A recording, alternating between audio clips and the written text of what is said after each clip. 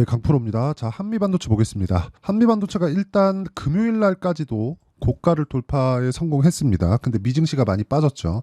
이유는 다들 아실 겁니다. 이란에서 이스라엘을 공격한다는 내용과 함께 지금 일요일 아침인데 관련된 내용에 대한 이야기가 계속해서 나오고 있고요. 그리고 미증시가 하락하는 그 과정에도 그런 지정학적인 문제가 있었습니다. 근데 지정학적인 문제로 인해서 나온 결과를 보잖아요. 그럼 이런 식이에요. 자, 내용 보시면요. 일단 미증시는 한 1.6% 7% 정도 하락을 했고요. 그리고 환율도 많이 올랐습니다. 그리고 당연히 중동 불안이 계속될 수 있고 뭔가 심화될 수 있다는 그런 상황이 벌어지고 있으니까 유가가 상승 압박을 받고 있고요. 실제 공격에 들어갔다는 내용이 있으니까 지금 다음 주가 되면 유가가 폭등할 수 있는 그런 상황이 마련이 됐습니다. 그러면 당연히 인플레이션을 자극할 수밖에 없고, 인플레이션을 자극한다는 내용은 이슈가 있죠. 이슈가 유가에 의한, 그리고 유가로 인한 금리에 대한 부분, 그렇죠? 금리가 낮아진다 이런 부분으로 인해서 자꾸 막 사람들이 좋아지는 내용이나 주가 반등에 대한 내용이나 이런 식으로 계속 이야기하는데 절대 그런 게 아니고요. 지금 금리를 빠르게 낮추잖아요. 그러면 연준에서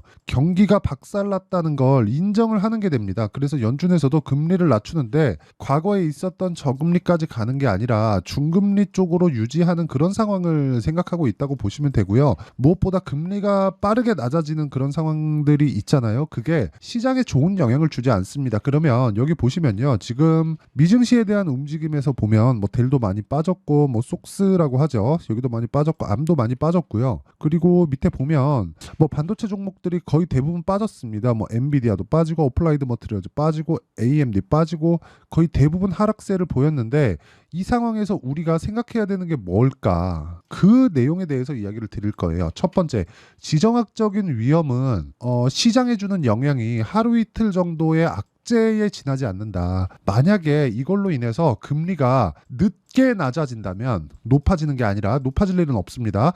늦게 낮아진다면 어떻게 될까요? 경기가 더 탄탄하다는 걸 인정하는 게 되기 때문에 반도체 쪽으로 수급이 돌 수밖에 없습니다. 자, 이렇게 생각하셔야 돼요. 우리가 얘기하는 성장주 있죠. 성장주. 이 성장주들은 시장이 나쁠 때도 가장 강하고요. 시장이 좋을 때는 당연히 강합니다. 그렇죠? 근데 지금 한미반도체는 뭐예요? 성장주예요. 성장주의 기본은 뭘까요? 앞으로 좋아지는 내용을 갖추고 있는 주식. 그러려면 대기업의 투자가 있거나 정부 정책의 방향이 그쪽 방향으로 흘러가거나 이 두 가지 중에 하나가 나와야 된단 말이죠. 자, 그러면 지금 한미반도체 같은 경우에는 어때요? 대기업의 투자가 있고요. 그리고 무엇보다 구조상 되게 좋은 구조로 맞춰놨어요. 그게 무슨 얘기냐면, 일단 엔비디아는 AI 반도체, 즉 GPU를 만들죠.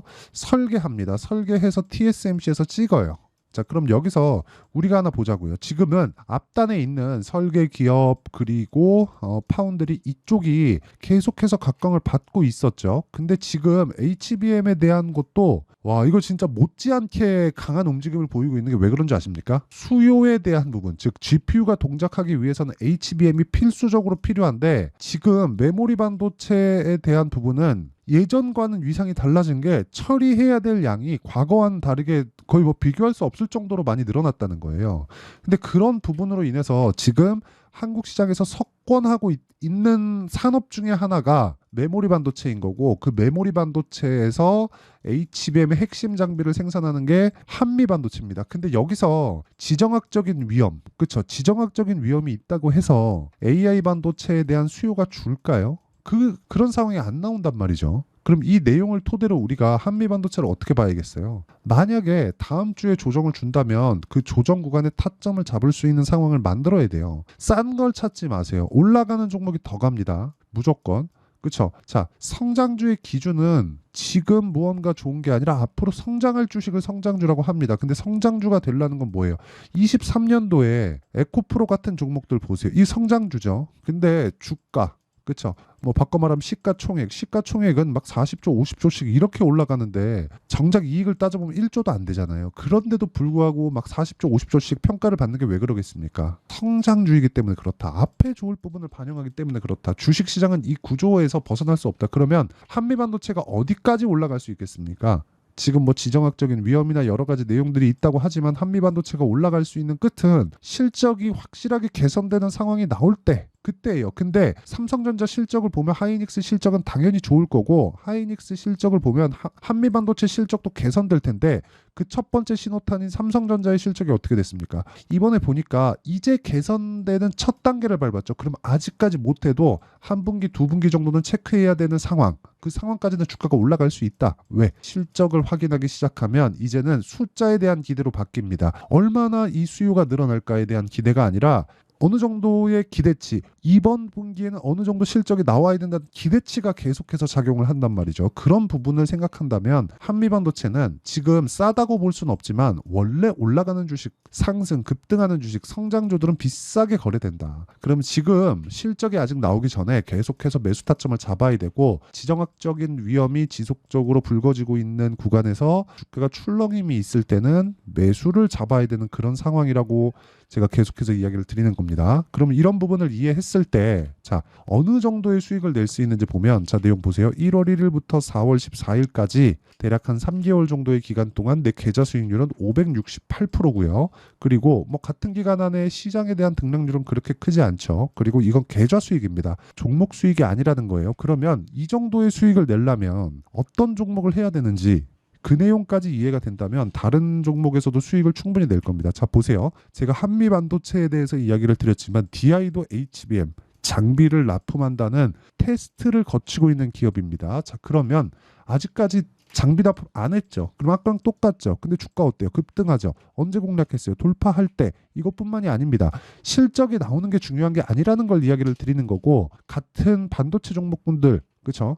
자람 테크놀로지를 보더라도 75%, 그렇죠? 이것도 역시나 돌파 구간, 반도체 구간에 있는 것뿐만 아니라 로봇 같은 경우에도, 자, 내용 한번 보세요. 47%, 며칠 걸려요. 2주가 채 걸리지 않는다. 이런 내용에 대해서 이해를 하는 게 정말 중요하다는 거고요. 그리고 이 내용에 대한 부분을 제가 여기 소통방에서 다 공유합니다. 자, 보면 여기 DI 있죠? 그리고 밑에 내려보면 아직 완성되지 않은 매매지만 TSE, KSP, 그렇죠? 이런 종목을 보더라도 TSE, 이것도 반도체입니다. 제가 계속해서 돌파 구간을 공략하고 있는 이유가 앞서 말씀드렸었던 그 이유 때문이다. 자, 그래서 매매하는 과정에서 내가 가격을 정말 못 잡고 어떻게 해야 될지 모르겠다 하시는 분들은요, 소통방으로 들어오시면 되고 구독과 좋아요만 눌러주시면 됩니다. 자, 그리고 상단에 있는 전화번호로 10억, 자, 10억이나 뭐 소통이나 이렇게 문자 보내주시면 제가 소통방 입장 링크를 순차적으로 공유를 해드리도록 하겠습니다.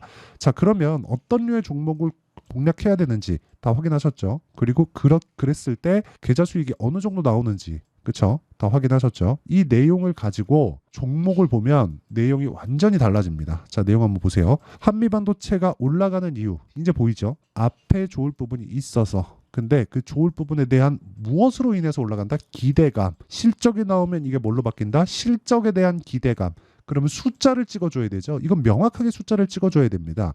그 숫자를 찍을 수 있는 게 수요가 폭발하고 있으니까 찍을 수 있겠죠. 근데 그런 부분이 주가가 올라간 부분이라면 최소한 그거 이상의 실적을 지속적으로 낼 수 있는 환경이 갖춰져 있는가, 이게 중요하잖아요. 그러면 실적이 나오면 매매하기가 굉장히 까다로울 수가 있어요. 오히려 고가 찍고 빠질 수도 있습니다. 그런 부분은 우리 삼성전자 하이닉스에서 많이 봤잖아요.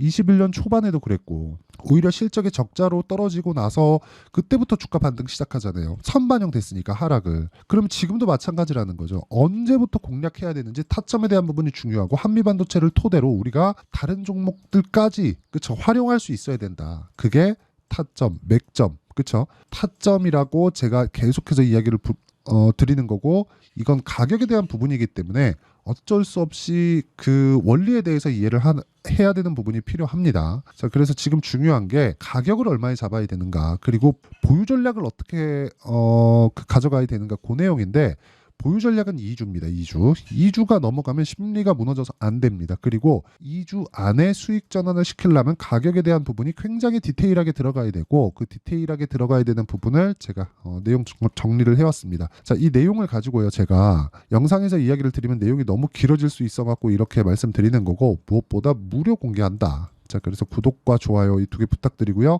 상단에 있는 전화번호로 한미반도체라고 문자 보내주시면 제가 한미반도체의 실시간 타점을 어떻게 잡아야 되는지, 그리고 지금 중동 불안에 대한 내용으로 인해서 월요일 날 꽤 어려운 상황이 나올 수 있는데 제가 계속 기회라고 말씀드렸죠. 그 내용에 대한 부분에 대해서 관련주들이 있습니다. 반도체 관련주들, 반도체 관련주들의 실시간 타점을 문자로 공유를 해드리도록 할 테니까 상단에 있는 전화번호로 한미반도체라고 문자 보내주시고 구독과 좋아요 꼭 눌러주시면 됩니다. 자, 내용 정리 한번 할게요. 주식시장은 미래가치를 반영한다. 미래가치를 반영하는 과정에서 가격이 먼저 뜬다. 그러면 가격이 먼저 올라간다는 건 앞에 좋을 부분이 있다는 거다. 앞에 좋을 부분은 뭡니까? 당연히 호재거리, 실적이 좋아지는 부분에 대한 기대, 올라가는 종목들을 해야 된다고 이야기를 드리는 겁니다. 자, 그 내용에 대한 부분을 어떻게 판단하고 어떻게 분류해서 어떻게 매매할지를 제가 다 이해를 시켜드리도록 할 테니까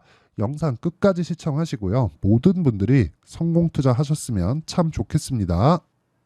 자, 24년도가 돼도 여전히 시장은 녹록지 못합니다. 이런 상황이 벌어지는 건 어쩔 수 없습니다. 이런 상황에서도 수익이 나는 종목들의 구조는 변하지 않습니다. 즉, 대시세 종목에 대한 구조는 변하지 않는다는 거고, 실제 제가 소통방에서 지속적으로 이야기를 드리고 있는 내용도 대시세 종목이나 시장 주도주를 공략하는 건 철저하게 가격 분석을 하라고 이야기를 드리고, 가격 분석 이후에는 이슈에 대한 파악, 그리고 이슈를 파악하고 나서는 다시 내가 얼마에 매수할지 그 타점에 대한 부분을 지속적으로 언급을 하고 있습니다.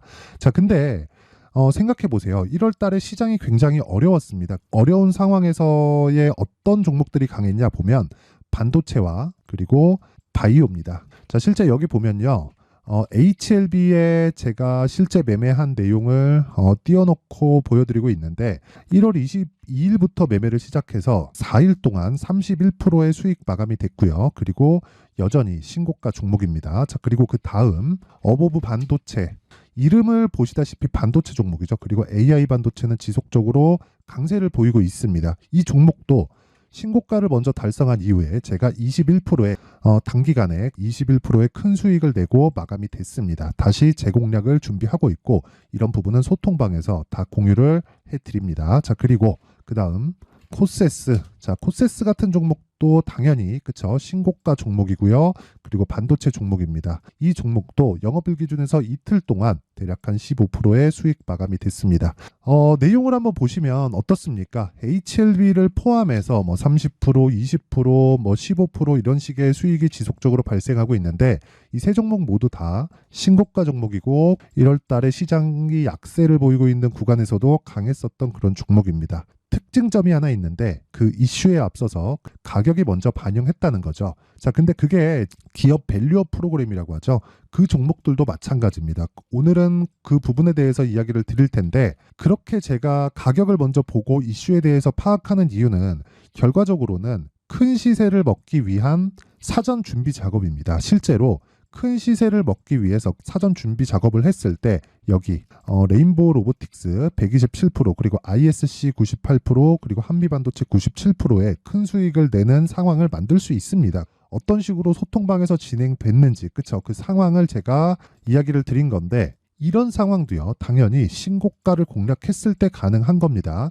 자, 그러면 이번에도 마찬가지입니다. 그쵸? 정부 주도의 코리아 디스카운트 해소 방안이 2월 달에 발표를 하고요. 그리고 2월 달에 발표된 내용을 토대로 주가가 움직이는 게 아니라 이미 움직인 내용이 있죠. 실제 이 내용은 크게 중요한 게 아니라는 겁니다. 실제 움직인 내용을 보면, 자, 기아차입니다. 실제로 12월 달에 신고가를 만들어 놓고 정부에서 입김을 불어 넣으니까 순식간에 기아차를 포함해서 현대차 같은 거대 기업들의 주가가 2주도 채 되지 않아서 40% 정도의 큰 시세를 냅니다. 자, 그러면 우리는 어떤 종목을 봐야 될까요? 이슈를 파악해야 되는 것도 맞지만 철저하게 가격에 맞춰서 매매를 해야 되는 게 당연히 중요합니다. 정부가 주도하는 정책 방향이 있겠죠. 그 방향에 맞춰서 우리가 종목을 찾을 필요가 있다.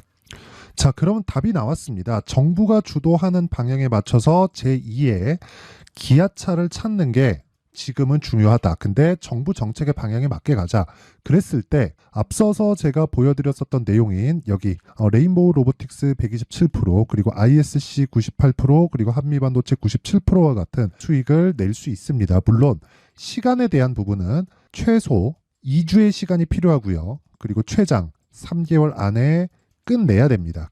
자, 기아차의 시세를 보셨던 것과 같이 2월 달에 정부 정책의 방향이 결정되고요. 바로 3월 달이면 시행입니다. 자, 그러면 우리는 거기에 맞춰서 당연히 종목을 찾아야 되고 제가 제2의 기아차를 찾아놨습니다. 제가 아까 전에 소통방에서 이야기를 드렸었던 내용 다 공개를 해드렸는데 그 내용처럼 종목만 받고 싶다 하시는 분들은요. 상단에 있는 제 전화번호로 대시세, 자, 대시세라고 문자를 보내주시면 정부 정책의 방향에 맞는 종목을 모든 분들에게 무료로 공개를 해드리도록 하겠습니다. 자, 제가 원하는 건 채널 성장이 목적입니다. 자, 그래서 구독과 좋아요 꼭 좀 부탁드리고요. 모든 분들이 정부 정책에 맞는 방향으로 매매를 이어가서 큰 수익 보셨으면 좋겠습니다.